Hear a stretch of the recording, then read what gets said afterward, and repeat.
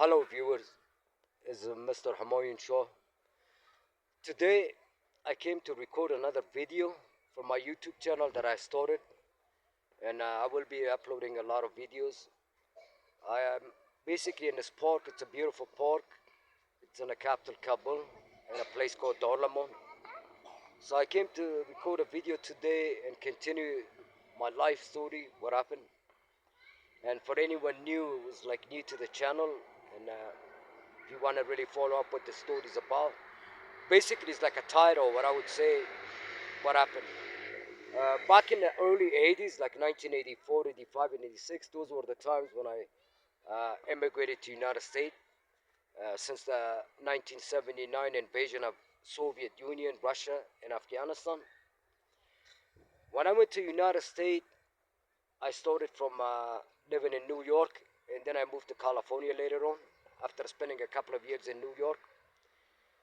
From an early age, I started from juvenile hall, and then I ended up in CYA, California Youth Authority, and then a short period, about a couple of months in state prison, which was called Wasco State Prison. But the one thing that stays in my mind that I forgot all about it because I've been in Afghanistan for a long time. It was sometime that I thought about it was CYA, California Youth Authority, and that CYA was Chad. It was a place, probably one of the worst California youth authorities that I can think of. It was a really violent place. It was a place called Chadron, in Northern California, in the city of Stockton, which later on I ended up maxing out dishonorable discharge from CYA. What what dishonorable discharge really means is when you really max out doing all your time and you have no other time left to be out on parole, where they can release you on parole. So they basically just release you without parole. And when you're out, you don't have any time to be on parole. I remember I was 17 years old, and when I went to California Youth Authority for 4 years, I got out when I was 21. So you can imagine going in at 17 years of age and then coming out on dishonorable discharge at age 21. I remember when I started out from juvenile hall, and then ended up, but I was a good kid. I was a good young kid. I was never a bad person or nothing. This story relates to how even a person from a good family, from a good background, how small mistakes, just minor mistakes, can lead someone making the wrong decisions. When I think about my life, what really happened, it was wrong decisions that I made. For example, someone else would be involved in a stolen vehicle, like Grand Theft Auto, GTA, and I would be riding in a vehicle, like being part of the vehicle. The person who had taken the vehicle, and I'm being honest, he never got caught, but when I drove the vehicle, I was stopped and I got caught with that vehicle. And being involved with gang activity, which that really is my fault, and I don't want to lie, I want to be honest. Being involved in a gang is a choice. No one forces you to be anything you don't like. It's you make the decisions and you make the choice. So I made a wrong choice at that time. But it was also part of the environment that I mentioned on my other video, that the place that I lived and the school that I attended, from junior high school, you know, all the way to high school. So how to stay out of trouble in life is one this video what is all about, and how to deal, be patient, and even after making like minor mistakes that cost you like a lot, how to deal in life down the line with bigger problems, and making the right choices after you made some wrong choices. It's very important that this message is like for anyone who wants to just listen to this message. I know that some people, they made mistakes which they stayed in gang life, and not just gang life, criminal life and stuff like that, which that costed them dearly. There are people who ended up in state prison for the rest of their life, like lifers I'm talking about, and people who got 25 years to life, and like heavy time, big time, and stuff like that. See, viewers, when I think about my life, sometimes in the mistakes, small mistakes that I made, sometimes I'm thankful of what happened. like when I deported myself in 1998 back to Afghanistan. And because I will explain why. Had I stayed in United States and never deported myself, when back in, I think it was 1996, if I'm not wrong, back then Governor Pete Wilson, he was the governor of California at that time, I think, and they came up with the law called Proposition 187. This law was not just about other crimes or gang activity, it was also about illegal immigrants and possibly every problem in California. So gang activity, if I'm not wrong, and illegal immigrants also came part of this proposition, where they wanted to deport illegal Mexican immigrants back to Mexico. So also because of the crime and gang activity. At that time, they also came up with a law called three strikes and you're out. It was a three-strike law. So basically, if you had three strikes, like three felonies, you could be sentenced for like 25 years to life at that time. And I remember I had one strike. But at that time, you can get one strike from just like basically a little bit higher than a misdemeanor, just one felony, and you had a strike. Uh, because I came out and I was released from California, Utah to the CYA, so I can understand why I had one strike.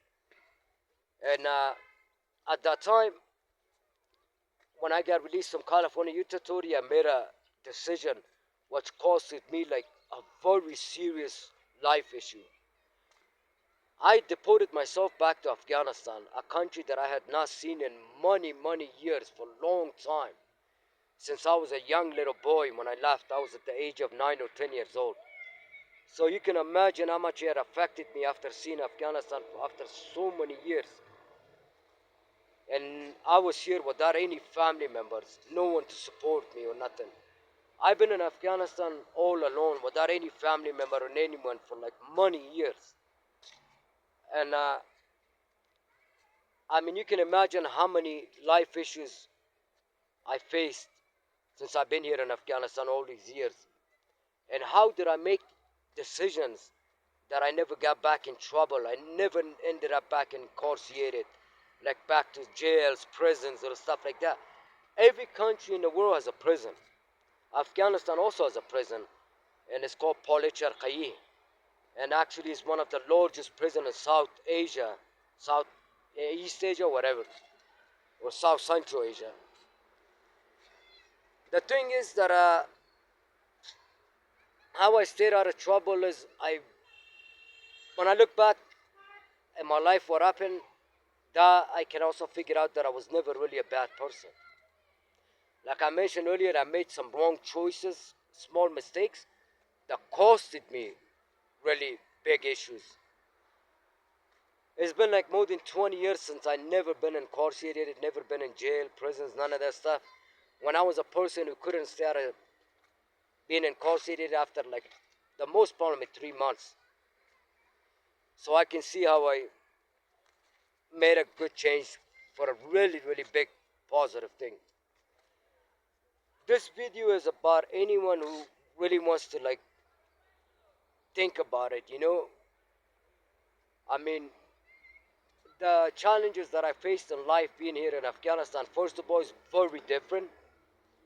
I mean, you can imagine a person living in the United States for many years, and all of a sudden you get deported and you come back to Afghanistan, a third world country, not counting our natural resources, that we have trillions worth of natural resources, but it's not developed, and so it doesn't count because we're basically one of the poorest countries in the world, especially right now at the moment.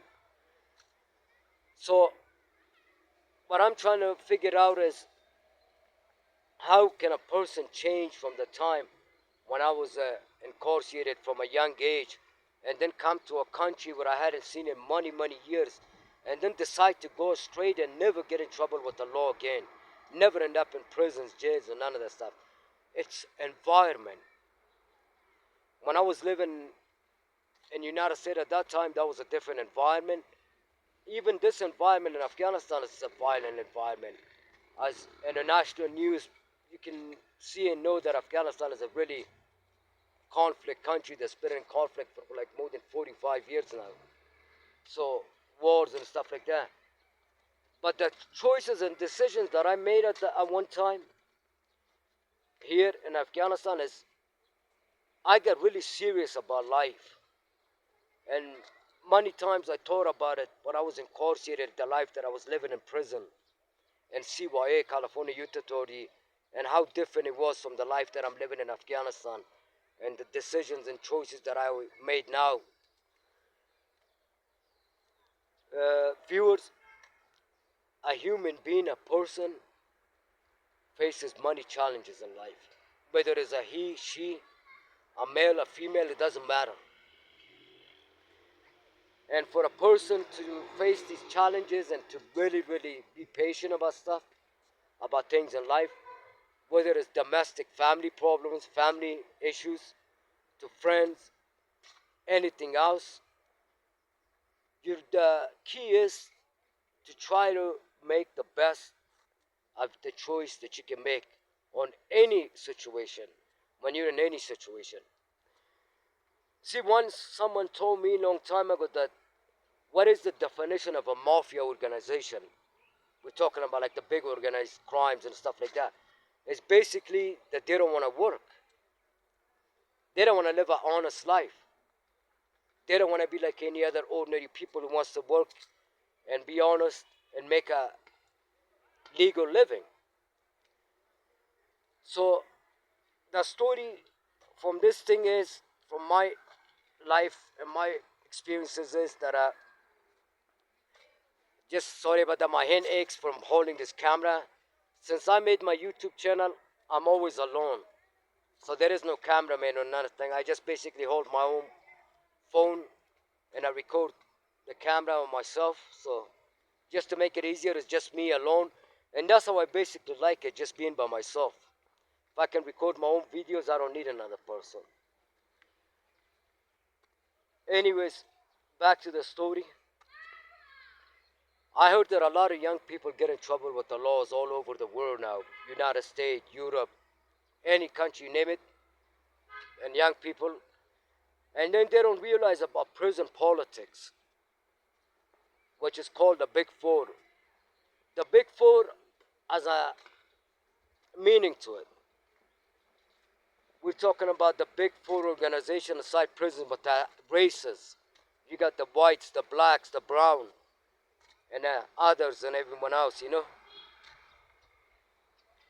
So when young people end up in prison, they don't realize that it's not the street rules and laws and regulation that you have to go by. The state prison and other institutions, you gotta go by those politics. So I remember at one time when I was in a state prison for a short period of time. And at that time, I remember when the three-strike law was in effect. It barely came in effect when I got out of California Youth Authority. Problem is, I got released from California Youth Authority in 1995. It was June 3rd, 1995. If I'm not wrong, because it's been a long time, I think three-strike law came in effect, it was in 1996. So if that is correct, then that was only like a year after I came out of CYA. And at that time, I had a cellmate. It's called Sally. Cellmate, someone that you share a cell with in prison. I was in Wasco State Prison for a few months.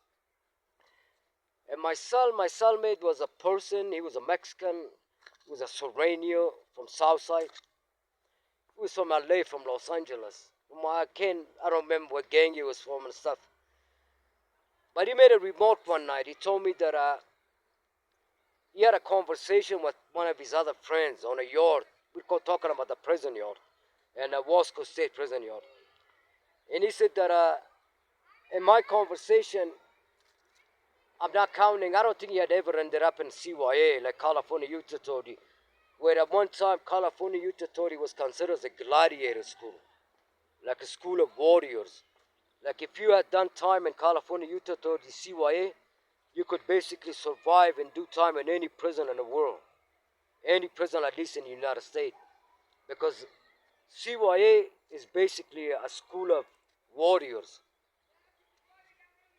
To make it even make more sense is when you have young people, violent people, they tend to get in more trouble. There'll be more problems and fights and riots, stabbings, and all kind of violence activity, rather than older people in state prison who try to stay away from much trouble and problems, do their time and get out. Maybe that's not everyone, but majority of the people or percentage of them, or half. But when you have younger people, when you're a young person, a young age, you're basically a person who's trying to prove to everyone. You always have people like that who's trying to be on top. So if you're a person like that, which is countless, not only one, but a lot of people, there are people who try to make name for themselves, you know. So you're gonna have violence and stuff like that. So back to the story anyways. So if you had done time in CYA, California Youth Authority, when you ended up in state prison, you would always, people viewed you, the guards and stuff like that, that if it's gonna be troublemaker, it's gonna be this guy right here. Because basically a guard told me at one time when young guys come from CYA to state prison, they're always the problem, the troublemakers. Anyways, so my cellmate, at one time my cellmate told me a story in the cell. He said that when I had got some of my tattoos, he said, talking about himself, not me, because I never had a tattoo. One other thing I was smart about, I never got tattoos. I never liked them. So even thought I was a gang member, even thought I ended up in juvenile hall, CYA, county jail, a state prison. I never had a single tattoo on myself. Not on my hands, not on my chest, nowhere. I just never did like tattoos. You know, and when I can't speak about everyone, but I was a person who never liked tattoos. I never liked to have a name on myself or nothing. If you have anything, you got it in your heart. You don't need to put it on yourself. That's how I looked at it. So I mean, everyone is different. I looked at it like if I have to be something or claim something, that's in my heart. I don't have to put a tattoo to show it to anyone. Anyways, he had a tattoo of SUR Sereno. So he told me that story that when I had a tattoo on the streets, I never realized that what this tattoo could actually mean in state prison, he said. So he wasn't talking about county jail, and I don't think he ever had been to CYA, but he was basically talking about state prison. That you're basically a foot soldier, he said, in a state prison with that tattoo. And you basically don't have much choice. And you don't count on your date, on your release date, that you're going to get out exactly on that day. Because if anything goes down during riots and stuff like that, you're basically considered as you got to be a helper, a foot soldier and stuff like that. But if you don't have tattoos, he said, he never realized that when he got it, that one day he was going to come to that position where that tattoo would rule his life. He wouldn't rule his life for himself, but the tattoo would rule his life for him. Like that tattoo would make these decisions for him. And when he knew that I had no tattoos, none, he basically told me I want to scrap my tattoo off when I got out. When I got out of prison, he said. After he realized what his tattoos actually meant. We had a conversation, and there is a counseling program basically in juvenile halls. When you start off from young age, you have people from different ports, like organizations or counseling programs. They used to come to juvenile hall from a young age. They have counseling programs and stuff like that. There is also counseling program in county jails, and even in state prison you have counseling programs. Counseling programs can be different kind. There's counseling programs about crimes, domestic problems, just staying out of trouble, try to make a new life, try to make life a change in your life. So counseling is different kind of counseling. But I remember one of the counseling was one day I heard someone say that if 100 people were sitting right here where we're doing this program right now, and if out of 100 people, if only one person can learn something from our counseling, and if he can make a change in his life, it's worth it. For us doing this whole counseling program, out of 100 people, if 99 walked away and just one person listened, and if it benefited one person, our counseling will continue it. And it's worth it, you know, if one person could change his life. So the story is that one day during the counseling program, a person mentioned something about there's a jar and a cookies in it, and you want that cookie out of that jar. Just don't grab that cookie. Just leave it alone. Just say I don't want it. Just walk away from it. When I was in Bosco State Prison for a short period of time, only a couple of months, it was a rainy night, I remember. And inside those cells, you have this little tin window. It's like a square long window, probably a couple of inches long, that you can see outside. It was raining, and I remember I was watching and like the razor wires on a fence from far away, and the lights had shone on the razor wire, and it was raining, and I was watching. While I having a conversation with my Sully, I told him that you know what, he was talking to me about how when he gets out, how he was gonna take his tattoos off and stuff like that. I told him a story that when I get out, I'm probably gonna leave the United States. But at that time, even if I didn't know what I was talking about, whether I was serious or not, but it was just a statement that I did mention at that time. I never knew that one day that was gonna become true.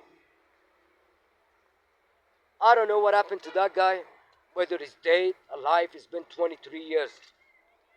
Whether he went straight, died, got killed, ended up in prison for the rest of his life. But out of two people telling a story to one another, I stuck to my story and I became serious. And I was that person who did exactly what he said. In 1998, I deported myself from United States voluntarily. When I came, ended up in Afghanistan, it's been many, many years now. Never saw incarceration again. Never ended up in prisons, jails, none of that stuff. Even thought I lived a hard life. But it wasn't always hard. It was different at times. But one of the things is that during many, many years that I faced many, many problems. And viewers, believe me, it's not hard for someone to live a different kind of lifestyle, like a gang activity, crimes and stuff like that. And all of a sudden become a person where you don't get in trouble at all again. It's not that easy. Where you're a person who ended up incarcerated every couple of months, and all of a sudden you become a person who hasn't seen the face of an institutional facility for 23 years. It's very hard, it's not easy. Yeah, there are people who stood out for life, never went back, but it's a percentage of the people, not all of them.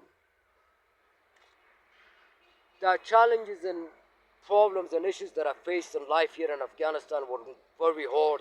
They wasn't easy. But one thing I can tell you is I became a different person just being patient with problems. When I was a person who made quick decisions, I all of a sudden became a person who thought about it really seriously about a problem and how to solve it the right way with patience and not to just jump on a conclusion and just say, you know what, let me take care of this problem this way, where I can make it much easier, you know? This life, this world can be easy and can be hard. You can make it easier, you can make it hard.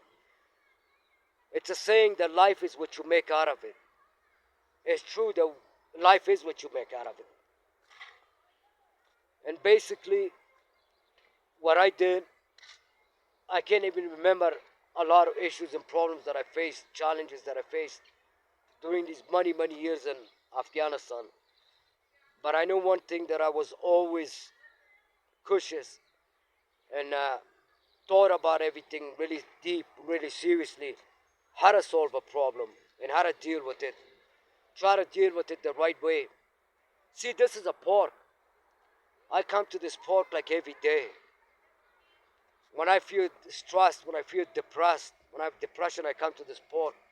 Believe me, I sat on this park and I cried sometimes because of loneliness and being alone and stuff like that. But part of the reason is that I always thought about solving a problem the right way now. Problem is because of age and stuff like that, but that's also not part of it. When you change, when you make a big change, everything changes. Your think tank, your thoughts, your decisions that you make. And a lot of things change when you make decisions about how to deal with problems. I'm a single person, I'm alone. I've been in Afghanistan for many, many years alone. And every problem that I faced, every challenges that I faced, I always thought about it. And I always try to fix it the right way. Anyways, viewers, thank you a lot. I will continue with videos and making more videos and stuff. This was just a short video, but I will continue to upload other videos. Please stay with us and subscribe to this channel. Thank you.